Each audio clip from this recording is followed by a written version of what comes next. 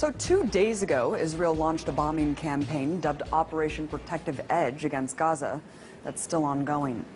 But despite the horrors on the ground, the mainstream media seems to only be telling one side of the story. Take a look at this. From the Wall Street Journal, Israeli air defense intercepts more rockets as fighting continues.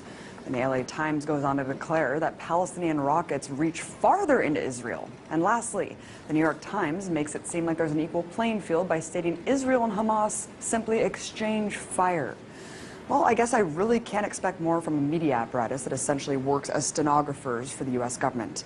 Let's take a listen to what the issue is being framed by the White House. We strongly condemn the continuing rocket fire into Israel and the deliberate targeting of civilians by terrorist organizations in Gaza. No country can accept rocket fire aimed at civilians, and we support Israel's right to defend itself against these vicious attacks. At the same time, we appreciate the call that Prime Minister Netanyahu himself has made publicly to act responsibly. Wait, what? Acting responsibly? I must be in the twilight zone, because to me, the collective punishment of an entire population is the opposite of responsible. So, what's the reality on the ground? Well, just in the last 24 hours, Israeli forces have conducted airstrikes that have struck 160 sites in Gaza, according to the IDF. In total, 550 sites have been bombed. And considering the fact that Gaza is one of the most densely populated places on Earth, with over 1 million inhabitants, any aerial strike conducted in the region almost certainly means civilian deaths. In fact, at the time of this broadcast, the strikes have killed at least 53 Palestinians, including 8 children and an 80-year-old woman.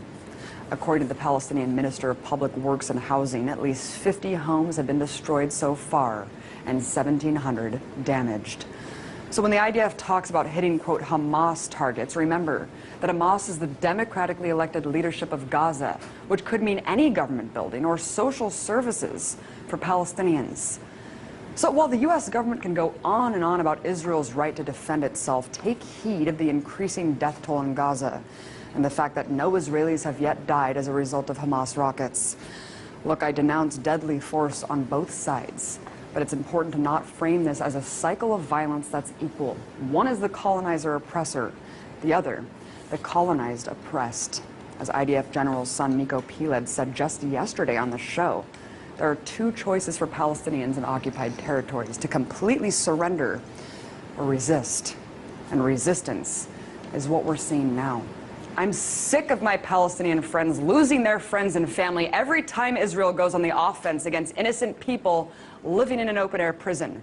So if demolishing homes, conducting mass arrests, and bombing civilians is, quote, responsible, I shudder to think how many people have to die in order to define irresponsible.